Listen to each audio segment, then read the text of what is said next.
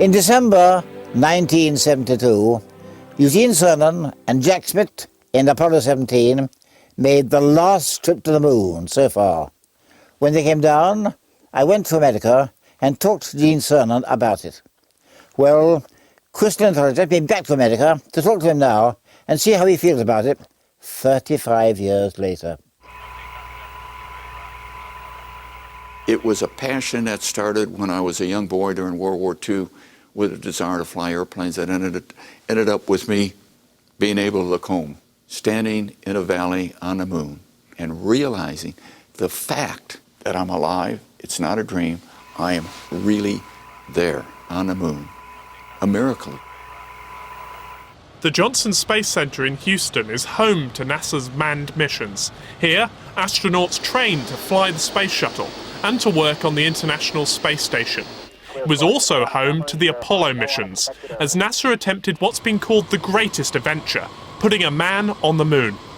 Using 1960s technology, the astronauts flew with less computer power than my mobile phone. Their success still stands as one of mankind's greatest achievements.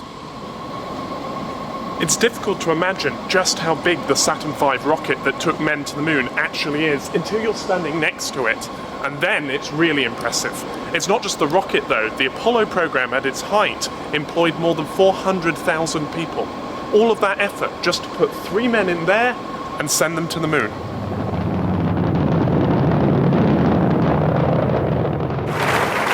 This effort was inspired by President Kennedy's nearly impossible challenge, issued in May 1961.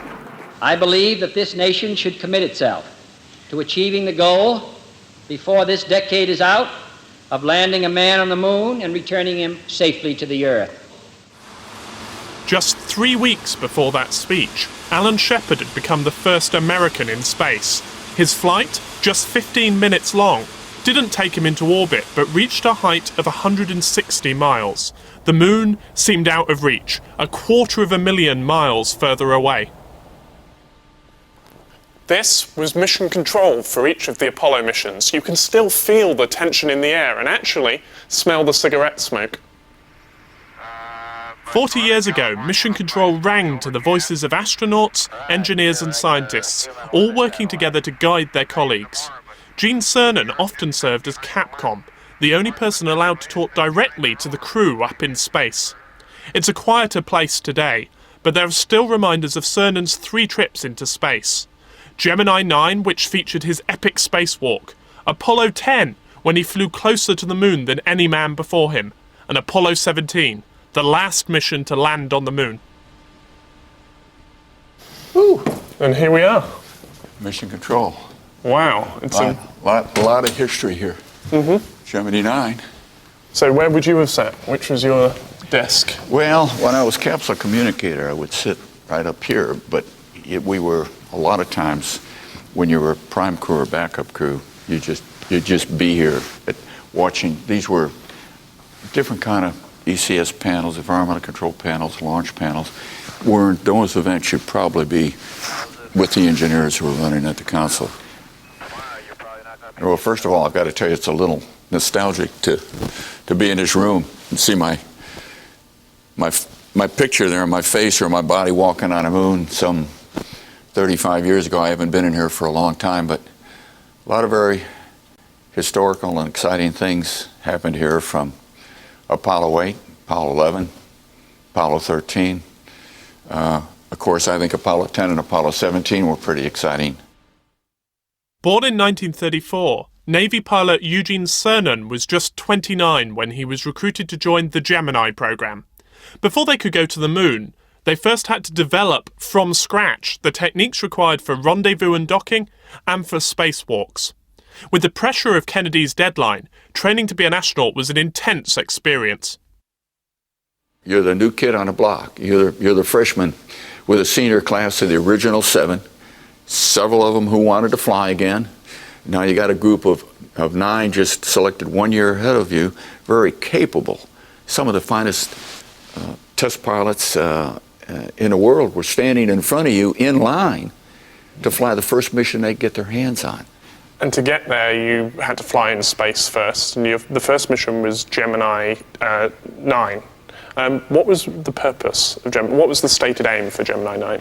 We needed to find out what the problems that we would encounter were going to be. You know, you got more computing power in the palm of your hand today than we had to go to the moon. So I'm even taking you prior to going to the moon. In Gemini, we had barrel drum, like the old slot machine, a barrel drum computer with limited memory.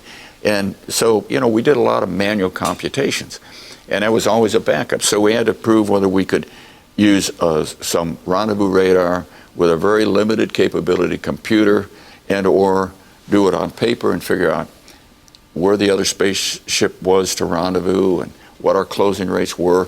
So we did, and we had to do it at night. We had to do it in the daytime. We did all that. Gemini 9 had two main tasks.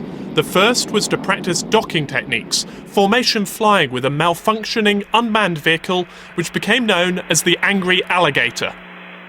The other major goal was a spacewalk. Ed White on Gemini 4 was the first American to walk in space. He was out for some 20 minutes. It was a wonderful experience. We've got wonderful film. So here on Gemini 9, with a grand total of 20 minutes of experience prior to our flight, it was a plan that I would go out for almost 3 hours, do some umbilical dynamics, which means just hang on the end of an umbilical in zero gravity for 15 to 30 minutes, then crawl back to the back of the spacecraft in a very stiff, hard suit. In those days, the suits were just, when they pressurized, you were like a balloon at a parade down Broadway on Thanksgiving Day. Umbilical dynamics proved one thing very, very quickly, that we cannot operate in space without some kind of stabilizing system, because being on the end of the umbilical is like a rubber band, and you just float out in space and you tumble and you get to the end of the umbilical or rubber band and it bounces you back, but not necessarily straight back. It might bounce you over there and turn you this way, and it was very obvious that we could not operate. We had to have some stabilization system of some kind. And then went back to the back of the spacecraft, and we had neglected to respect in our planning Mr. Newton's laws of motion. For every action, there is an equal and opposite reaction. So I'm back there in zero gravity with a couple handlebars to hold on to, and of all things, a foot rail to put my feet on top of. But there's no gravity to keep your feet on top of. I didn't have any of those golden slippers, which eventually allowed us to do the things we can do in space today. So I had to literally put one foot on top of that rail and another foot underneath it to hold myself there. One arm here, twist a valve, it would twist me back. And I had to be flailing and out there and work my way back. It forced me to work far harder than anyone anticipated. I overpowered the environmental control system. The suit, my heart rate was 160, 170. Eventually, the humidity in my suit became so high, I just literally fogged my visor over. At nighttime, I had two little pin lights, like little small flashlights. One didn't work. I couldn't see. My visor was frosted, fogged over. I was truly exhausted. I didn't like it, but we made a decision that we probably had gone just far enough without taking me over the edge. Came home and I kept thinking Gemini 9 was a failure. But indeed it wasn't. We probably learned more from Gemini 9. As a result, we developed this liquid cooled garment under our suits for Apollo that we could stay cool with, running cold water through our suits. And that was significantly important on the moon because we could work hard there too. Of course, we learned a lot about rendezvous. As far as training for spacewalks and EVA, we developed the underwater training, which is not really zero G, but neutral buoyancy gives you a feeling for what you might encounter in zero gravity. Gemini is sort of the forgotten space program, but a necessary ingredient to go from Mercury to Apollo. And without Gemini, we never would have been able to take the kind of bold steps we took in those days during Apollo. One of those bold steps was the development of the Saturn V rocket. To carry the larger Apollo spacecraft, it had to be nearly 4 times the size of the rockets that carried Gemini. And it was the Saturn V that took Cernan on his next spaceflight, Apollo 10. It was to be a dress rehearsal for the first landing on the moon. The command module, known as Charlie Brown, would be detached from Snoopy, the lunar module. Cernan would then pilot Snoopy to just 9 miles above the moon's surface. Okay, that's the 3 of us, and here's the other 2 on Apollo 10. Your friendly Charlie Brown and our ever-loving companion Snoopy.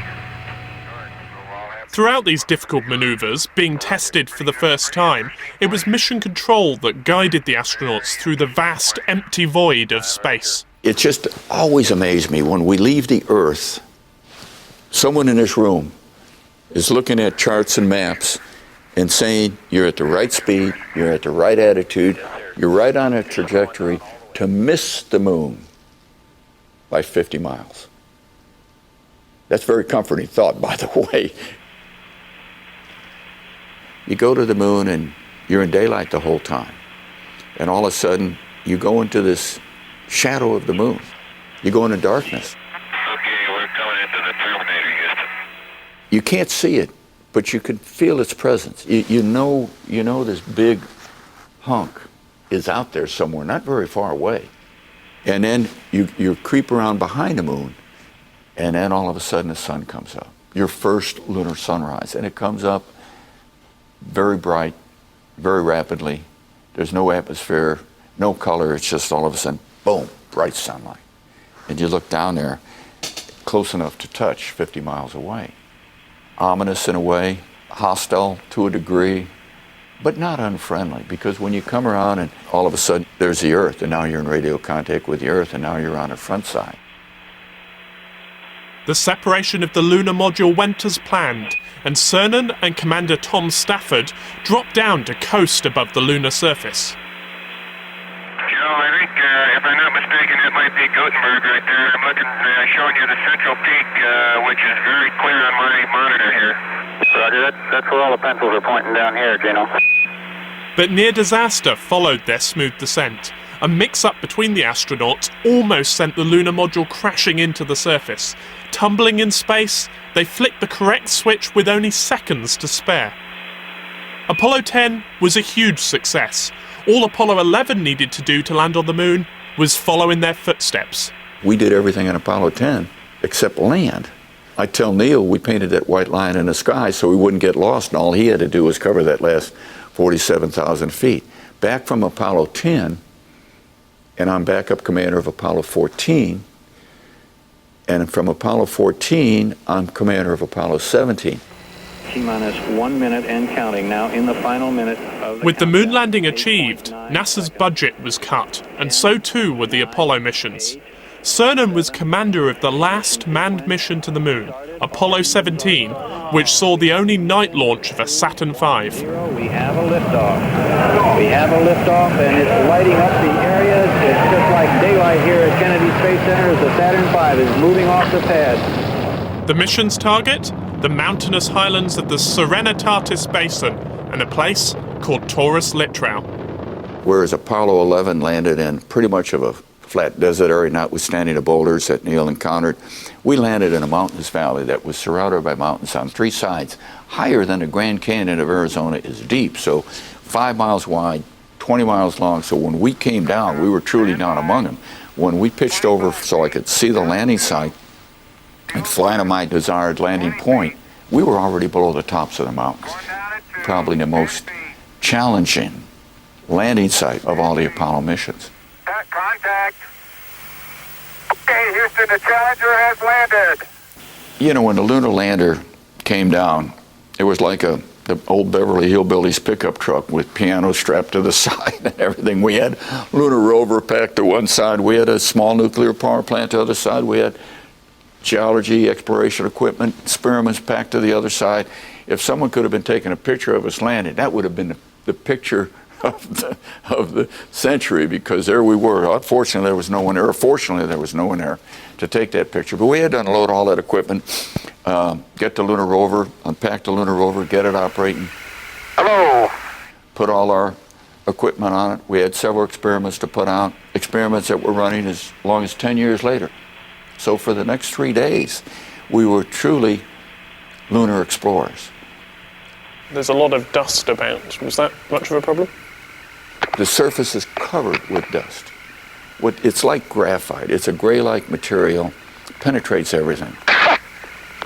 And in some cases, it's 2 or 3 meters deep. Other places, it's just a film on top of the outcropping rocks. But it covers everything. It's what makes the mountains, the big massifs that surrounded us, look somewhat smooth. But if you could blow away the lunar dust, it'd probably be very rugged outcrops. Thank you, Dino. It looks much better. And you even had to do repairs. I was the only automobile within a 250,000 miles, and I knocked a fender off, and I kept wondering where was that roadside assistance when I really needed it. That 24-hour roadside assistance wasn't there. Could be. So you want me to hold it there? Yeah, you're going to have to, I reckon. There we go. So we did fabricate a fender out of some lunar geology maps, and indeed, duct tape does work on the moon. Now, why do we need to do that? Because the dust would roost a tail over the top and come over all our electronic equipment, which was cooled by radiation cooling, and we got it on our face mask, be all over us. And the dust, I cannot tell you, was one of the most inhibiting factors of our stay on the moon. And it worked. It brought that fender back, and I think it's in the Smithsonian right now. How far did you get from the lunar module? Well, we covered about 36 kilometers in the 3 days we were on the surface of the moon. I'm not sure exactly how far we got on any given time, probably 10 kilometers away. I can tell you that the lunar module, if it wasn't out of sight, was just a speck in the sand out there across the valley. We would always go furthest point first, because if the lunar rover broke down, we wanted to have enough oxygen to walk back. So that we'd always go to the furthest place and then work our way around, and always coming closer and closer. One of the other unique things about Apollo 17, it was the first flight of a scientist. Jack Schmitt was a lunar geologist. He was not a pilot, he was not a test pilot, he was not an aviator, although he did go through flight training. 2, 3, 4 millimeter size fragments of glass were kicking up all over the place. If you're careful coming over here, we can get glass that looks like it may have crystallized in place there. And the famous example of needing a human to be there is the discovery of the orange soil. Hey, there is orange soil. Well, don't move it till I see it. I was convinced he'd been sucking too much oxygen. He'd been on the surface too long. There's not supposed to be orange soil on the surface of the moon, but indeed it was. Hey, it is! I can see it from here. It's orange. Wait a minute, let me put my visor up. It's still orange. Sure it is. Crazy. And yet, those 3 days you spent there, you exist as normal. You have to sleep, you eat, you work.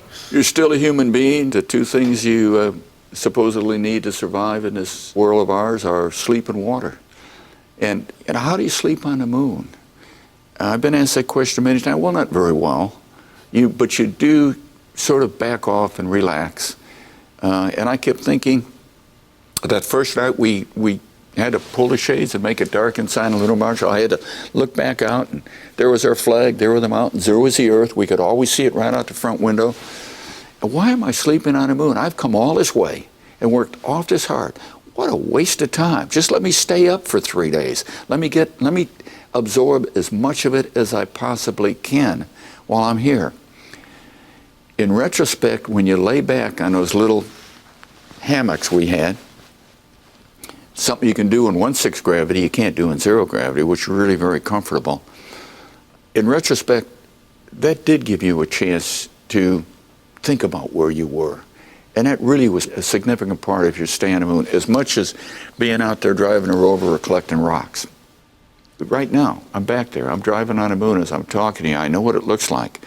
I know where my daughter's initials are. I know where the flag is. I know what the lunar module looks like when it's just a speck in a desert out there from way, way far away. But you can't go around with a sign around your neck saying, "Hey world, I went to the moon. You know, you owe me something." It was a privilege. It was one of those things, you know, twice to the moon, lived on the moon. I don't take that for granted. But here I am today, 3.5 decades later. I got 9 grandkids. I'm still flying my own airplane. I'm still flying Learjets around the world. There's more to live for than to live in the past. I can't live in the past. I hope my grandkids someday appreciate what Poppy did. But I've got to live for what's going to happen tomorrow, next year, and the year after that. The only thing that I'm realistic about is I'd like to be around when that next human being takes the next step on the moon, takes that burden of history off my shoulders, if you will.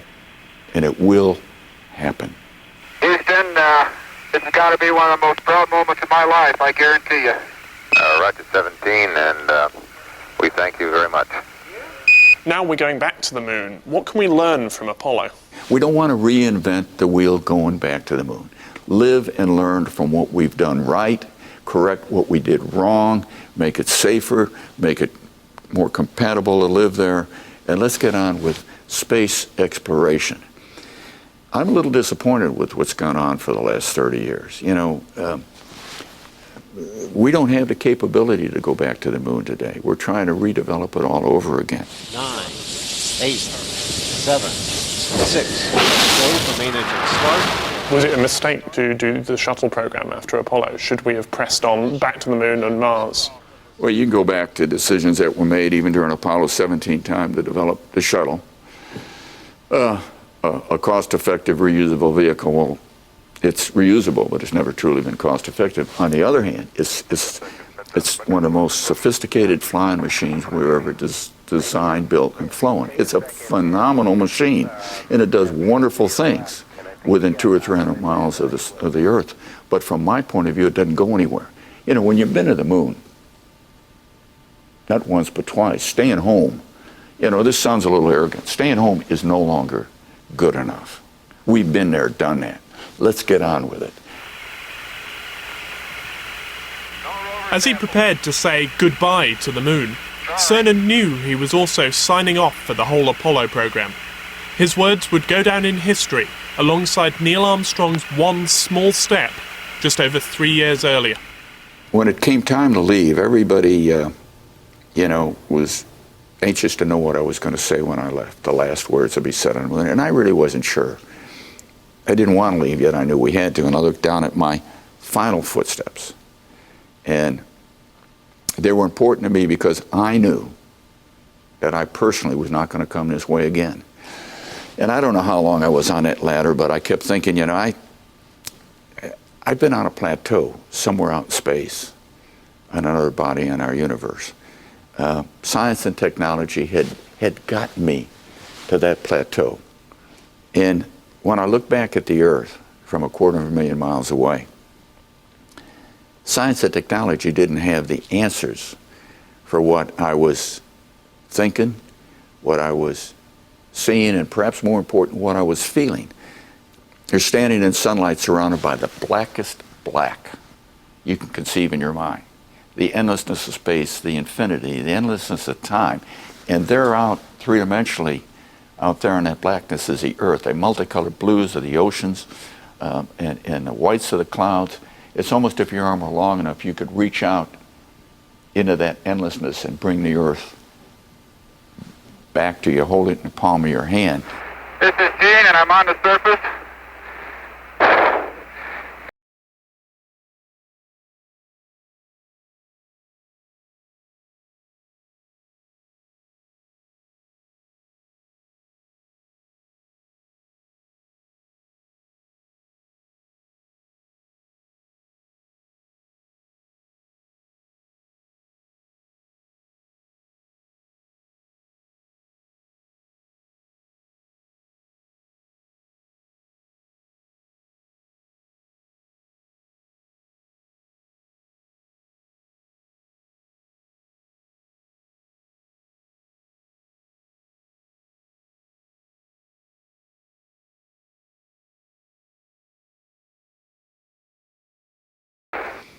And when I look back at the Earth from 250,000 miles away, the beauty, the perfectness, the logic of the Earth for the last 3 days, for the last trillions of years.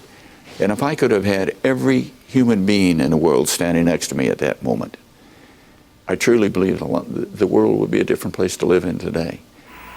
99, proceeded, 3, 2, 1, ignition. Right away, Houston. Vector good. X5. Pitch over. Well, it seems only yesterday I talked to Gene Cernan and he's just come back from the moon. Now, 35 years later, we have even more news, and I wonder when we're going to go back there. I'm sure we will. Just when, I don't know. Well, Chris, you're back from America. Welcome. And we have two more interesting lunar probes, one Japanese and one Chinese.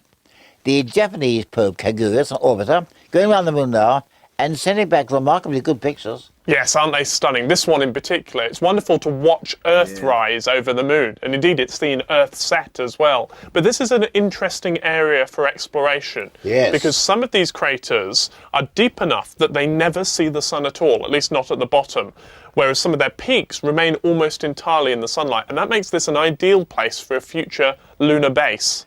Also, of course, a Chinese probe, Chang'e 1. That also is an orbiter, and it's got there. Yes, it's got there and it's a success, and it's very much the first step in what should be an expanded Chinese program. Indeed. And something else too, this comet Holmes, a most remarkable thing. Looks rather like a globular cluster and is now actually larger than the sun. Yes, this is the misbehaving comet. It is. What's unusual is that it's on its way out. It was at its closest to the sun much earlier in the year, and it had this enormous outburst which led to it being 400,000 times brighter than it should have been. It's still visible with the naked eye, although it's faded slightly. Indeed. And as you say, there seems to be the shell of material which has been ejected from the comet. I don't think it's an impact. It's done this before. Yes, what's interesting is that apart from its brightening, there are signs of a tail, particularly in some of the amateur images. But the Hubble Space Telescope images of the comet are fairly dull. They just show this expanding shell of material. And you know, I think we might never know quite what happened to this comet. I wonder, it's unlike anything I've seen before, it's still with us. Absolutely. You can find it easily enough. It's visible with the naked eye. The other star, Epsilon Persei, and in binoculars it looks rather like a globular cluster. Yes, I've been keeping an eye on it each evening. It's easily visible, even from a reasonably light location. You don't have to be in a dark sky to see this, so go and have a look. Chris, thank you very much. Well, when we come back next month, we're going to talk about cosmic debris, and there's plenty to say about that. And of course, before that, well, I think it's not too early to wish you all a very happy Christmas. And so, until 2008, good night.